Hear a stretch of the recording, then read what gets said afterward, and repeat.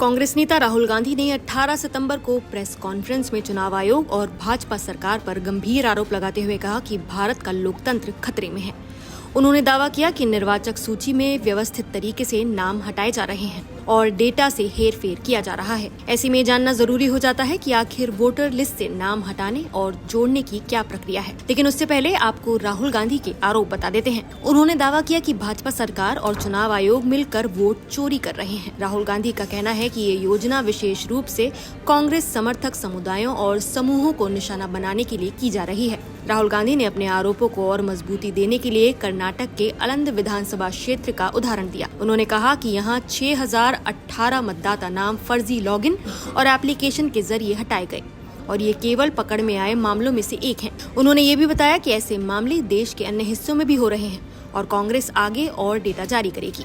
राहुल गांधी ने ये भी आरोप लगाया कि कई लोगों के नाम तीसरे व्यक्ति द्वारा हटाए जा रहे हैं, जिससे लोकतंत्र और चुनाव प्रक्रिया पर गंभीर खतरा है। उन्होंने बताया कि एक पड़ोसी ने अंकल का वोट डिलीट कर दिया। हालांकि चुनाव आयोग के नियमों के अनुसार किसी का नाम हटाने के लिए केवल वोटर या उनके परिवार के सदस्य फॉर्म 7 भर सकते हैं। तीसरे व्यक्ति के हस्तक्षेप की कानूनी वैधता नहीं है। इसका मतलब ये हुआ कि राहुल गांधी के आरोप कानूनी रूप से चुनौतीपूर्ण हो सकते हैं। लोगों की प्रतिक्रियाओं से भी स्थिति स्पष्ट होती है। राहुल गांधी ने ये भी कहा कि जो वोट डिलीट कर रहा है और जिसका वोट डिलीट किया जा रहा है, दोनों को ही इसकी जानकारी नहीं है। साथ ही कई मतदाताओं ने कहा कि उन्हें अपने नाम हटाने की जानकारी नहीं है। आपको बता दें कि भारत में मतदाता सूची में नाम जोड़ने और हटाने की प्रक्रिया सख्त नियमों और चरणबद्ध प्रक्रिया के तहत होती है।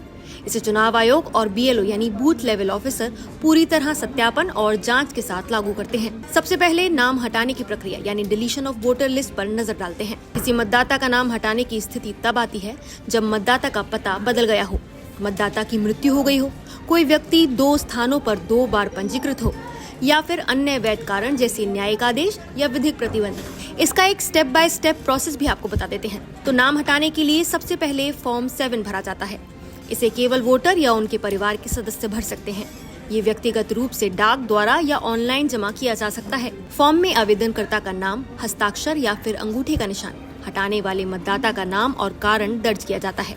समर्थन में प्रमाण जैसे मृत्यु प्रमाण पत्र या पता परिवर्तन दस्तावेज भी लगाना आवश्यक होता है। निर्वाचन रजिस्ट्रीकरण अधिकारी या BLO आवेदन की जांच करता है। आवश्यकता पड़ने पर अतिरिक्त प्रमाण या व्यक्तिगत उपस्थिति मांगी जा सकती है। आवेदन वैध पाए जाने पर मतदाता का नाम सूची से हटा दिया जाता है। यदि आवेदन में कोई कमी हो तो इसे अस्वीकार भी किया जा सकता है। अब नाम जोड़ने की प्रक्रिया यानी एडिशन टू वोटर लिस्ट भी जान लेते हैं। किसी नए मतदाता का नाम जोड़ने की स्थिति तब आती है जब व्यक्ति पहली बार 18 वर्ष का हो गया हो या फिर किसी का नाम किसी कारणवश सूची में नहीं हो। इसके अलावा अगर हाल ही में किसी क्षेत्र में स्थानांतरण हुआ हो तब भी मतदाता का नाम जोड़ा जाता है। इसका भी एक स्टेप बाय स्टेप प्रोसेस होता है। सबसे पहला स्टेप है फॉर्म 6 भरना। ये व्यक्तिगत रूप से डाक द्वारा या फिर ऑनलाइन जमा किया जा सकता है। इसके लिए पहचान प्रमाण जैसे कि आधार कार्ड, पासपोर्ट, पैन कार्ड और पता प्रमाण जैसे कि बिजली bill, ration card, bank passbook जरूरी है।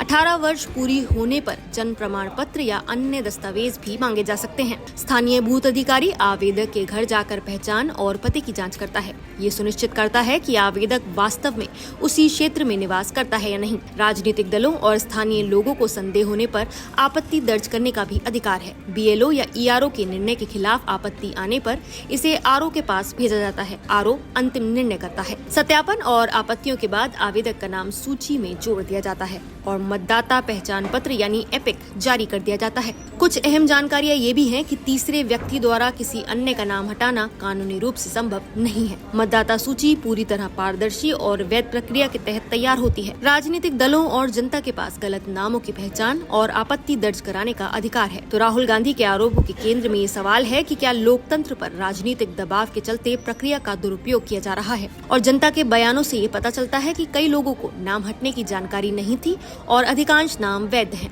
इस पूरी प्रक्रिया को समझने के बाद ये स्पष्ट होता है कि वोटर सूची में नाम जोड़ने और हटाने का काम पूरी तरह कानूनी और जांच परख के तहत किया जाना चाहिए। राहुल गांधी ने चुनाव आयोग और मतदाता सूची की पारदर्शिता पर गंभीर सवाल उठाए हैं, क्योंकि अगर वोटर लिस्ट ही संदिग्ध हो जाए तो चुनाव की साख पर सीधा असर पड़ता है। इन सवालों का जवाब मिलना जरूरी है, चाहे वो सरकार दे या चुनाव आयोग, वरना लोकतंत्र पर लोगों का भरोसा कमजोर होगा। तो आपको क्या लगता है, क्या मतदाता सूची में धांधली हो रही है या ये सिर्फ राजनीति के चलते लगाए गए आरोप हैं? अपनी राय हमें कमेंट सेक्शन में जरूर बताएं।